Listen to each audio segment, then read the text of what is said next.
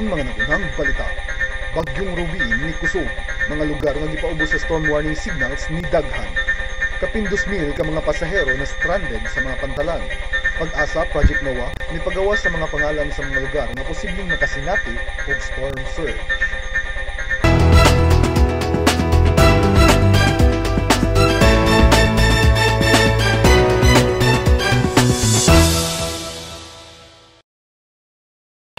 Maayong utusugbog sa mga nagsunod ng among pagsibiya Biyernes karon Disyembre 5 tuig 2014. Kini sa Jai Sandoval magatod kaninyo mga nagunang balita. Kini ang Sunstar Pilipinas.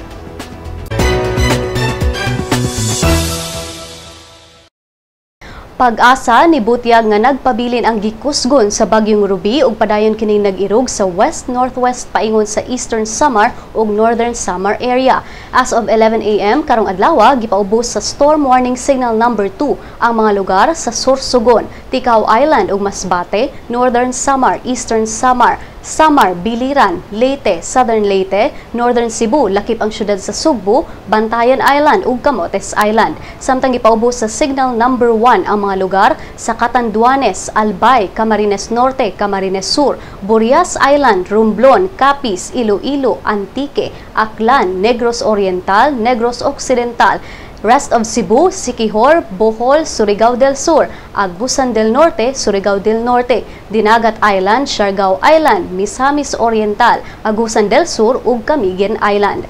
Matod sa pag-asa nga kaganinang alas 10 sa buntag ang bagyong si Ruby nasigpatan sa 435 kilometers east of Borongan, Eastern Samar. Doon na kinihanging gikusgon nga 215 kilometers per hour ug ang paghuros niini anaa sa 250 kilometers per hour. Gikatakdang mo landfall ang bagyo sa Sabado sa gabi sa may Eastern Samar, Northern Samar area ug magdala kini og kusog nga hangin og storm surge nga moabot 4 to 5 meters og heavy to intense rainfall. Ang bagyo ug ang northeast monsoon magdala og rough to very rough sea conditions sa seaboard sa Northern Luzon, Eastern Seaboard sa Central ug Southern Luzon, seaboard sa Visayas ug sa Northern ug Eastern Seaboard sa Mindanao. Ug tungod niini giabisuhan ang mga mangingisda ug sakayang pandagat nga dili usa mo biyahe sa mga nahisgotang lugar diin makasinati ug baluron nga kadagatan. Matod sa pag-asa nga ang bagyong si Ruby gikatakdang mugawas sa Philippine Area of Responsibility sa Miyerkules sunod semana. Kapin sa 2,000 ka mga pasahero ang na-stranded sa mga pantalan nunot sa mga nakanselar nga mga biyahe sa mga lugar nga apektado ni Bagyong Ruby. Matod sa Philippine Coast Guard nga as of alas 11 kaganinang buntag, stranded ang 2,310 ka mga pasahero, 117 ka vessels, 168 ka mga rolling cargos, 16 ka motor bangkas ug 111 ka mga canceled trips. Ang mga na-stranded anaa sa National Capital Region, Central Luzon, Manila, Northern Mindanao, Cagayan de Oro, Surigao, Osamis, Dapitan, Butuan, Cebu, Tagbilaran, Sorsogon, Catanduanes, Masbate, Maasin ug Tacloban. Daanang ni abiso ang PCG ngadto sa mga sakinang pandagat nga dili una mo biyahe tungod sa hulga sa bagyo. Samtang sa mga airlines ang Cebu Pacific may cancelar sab sa ilang mga domestic flights karong adlaw ug ugma. Ang mga naapektuhang pasahero mahimong mo-avail og free booking sulod sa 30 days gikan sa original departure date, magpa full refund o travel refund.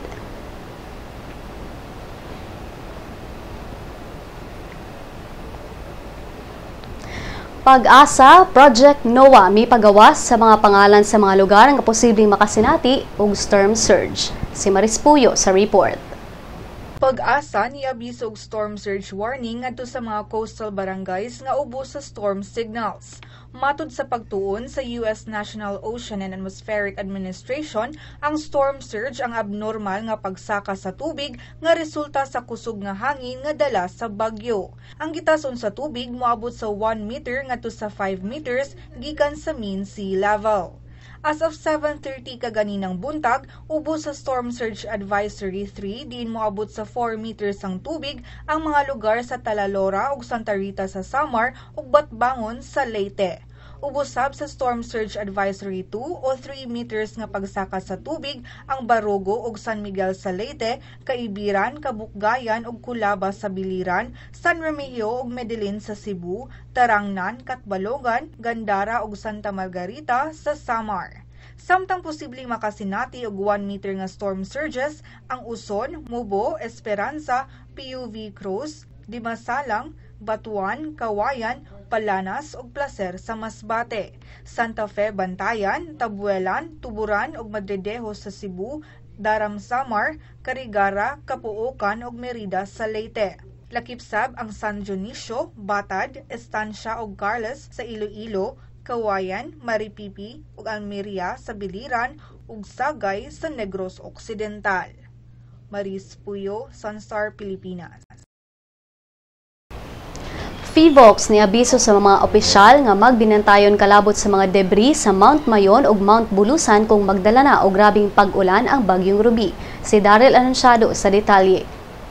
PHIVOLCS ni abiso sa mga opisyal nga magbinantayon tungod sa remobilization sa mga debris sa slope sa Mount Mayon sa Albay ug Mount Bulusan sa Sorsogon. Ang maong mga debris nagsilbing hulga sa mga komunidad nga nahimutang duol sa mga bulkan, hilabi na kung makasinati na kini og grabing pag-ulan nga dala ni bagyong Ruby. Atol sa emergency briefing kagahapon, si Ed Laguerta, PHIVOLCS Chief Resident Volcanologist sa Bicol, naingong posibleng ang mga remnants sa 2006 eruption ug ang quarrying sites sa mga debris sa bulkan makamugna og remobilization sa lahar sa mga low-lying areas nga duol sa Mayon volcano.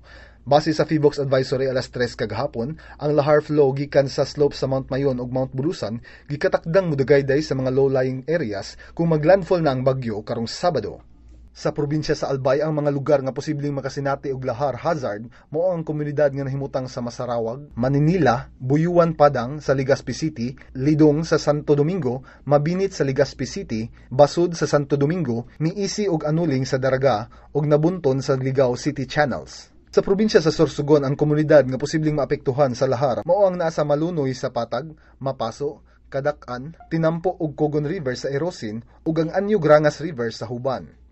Ang PHIVOLCS nibalik sab og implementar sa no entry sa mga gideklarang permanent danger zone sa Mount Mayon ug Mount Bulusan tungod sa posibleng risgo sa rockfalls, avalanches, landslides ug steam-driven explosion sa summit area. Kini si Daryl Anunciado alang sa Sunstar, Pilipinas. Department of Foreign Affairs nibutyag nga nisaka na sa 3 ka mga Pinoy crewmen ang namatay human malunod ang Korean fishing boat nga Oryong 501 sa Bering Sea, Russia ni adtong Lunes. Kini human nakumpirmar karong adlaw nga dunay 2 ka mga Pilipino ang kumpirmadong namatay sa trahedya. Si Foreign Affairs spokesman Charles Jose niingon nga gikatakdang i-release ang mga pangalan sa mga namatay human mapahibaw ang ilang mga pamilya sa nahitabo. Ang 3 ka mga Pinoy kauban sa 13 ka mga Filipino crewmen nga sakay sa barkong Oryong 501 nga nalunod ni adtong Lunes. Sa 13 ka mga Pinoy, 3 ang na-rescue sa insidente samtang 7 pa ang padayong gipangita. Sakay sab sa barkong Oryong 501 ang 35 ka mga Indonesians, 11 ka South Koreans ug 1 ka Russian inspector. Ang mga rescue teams nga padayon pang nangita sa mga survivors sa nalunod nga barko nibutyag nga naglisod sad sila sa ilang operasyon tungod sa problema sab sa panahon didto sa Bering Sea, Russia. O gani ang mga balita gikan sa ubang parte sa nasud.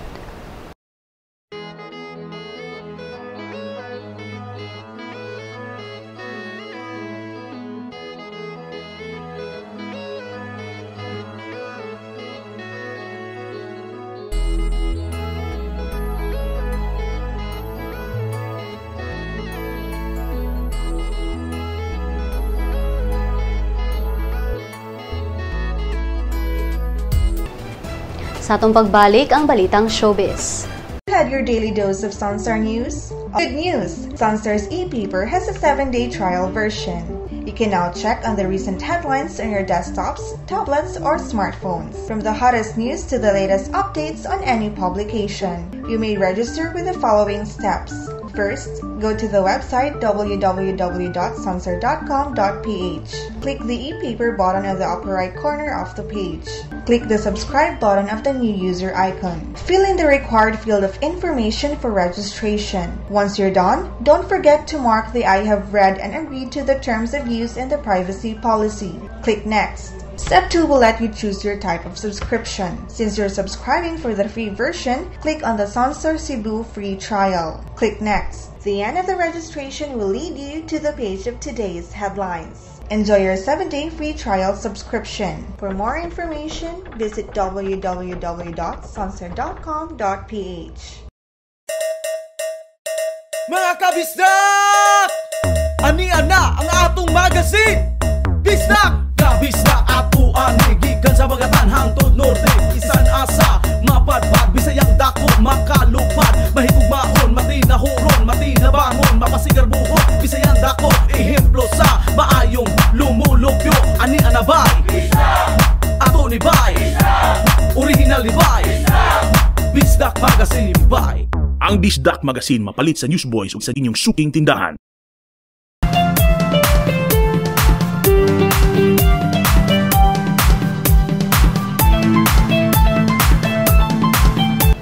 Bianca Gonzalez ug JC Intal nagpakasal sa Palawan. Marjorie Barreto nibutyag nga dili pa andam si Julia nga makigrelasyon. Si Maris Puyo sa Showbiz Chika.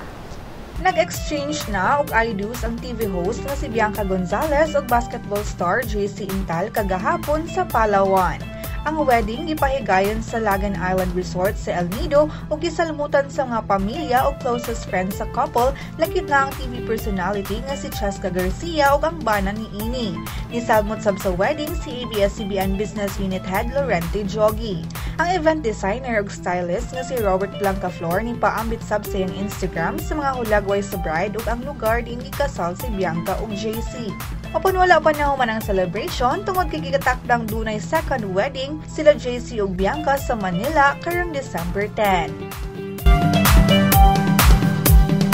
Bisan kung boto ang inahan ni Julia Barreto sa love team nila ni Inigo Pascual, apan giklaro ni Marjorie Barreto nga dili pa andam iyang anak nga makabaton og boyfriend. Niadtong Sabado, gipagawas ang episode nilang Julia ug Inigo sa television anthology Maalaala Mo Kaya. Matud ni Marjorie nga proud kayo siya sa iyang anak ug matud pa niya, this is one of her finest. Nalipay sab sila sa rating sa maong episode. Luyo sa pag-angko ni Julian Estrada, anak ni Senator Jinggoy Estrada, nga iyang nakarelasyon si Julia, si Marjorie nagtuo nga mas prioridad karon sa iyang anak ang career. Sigon ni Marjorie nga pwedeng magpaligaw si Julia apan kung dili pa type sa iyang anak nga magka-boyfriend, wrong timing ra sab kini. Si Julia gikatagdang mag-debut karong March 10, 2015. Sa Showbiz Chika, Maris Puyo. Alang sa uban pang Showbiz Chika, bisitaha ang celebrity.sunstar.com.ph. I-follow pod mi sa Twitter @SunstarShowbiz. Sa Lotto results, wala pa'y nakadaog sa mga premyo sa Super Lotto 649 o sa Lotto 642 sa mga bula kagabi. Bulahon unya ang 645 Mega Lotto. Ani ang balor sa dolyar gikan sa Bangko Sentral ng Pilipinas. Musulod ang kapalaran gikan sa Sunstar Super Balita.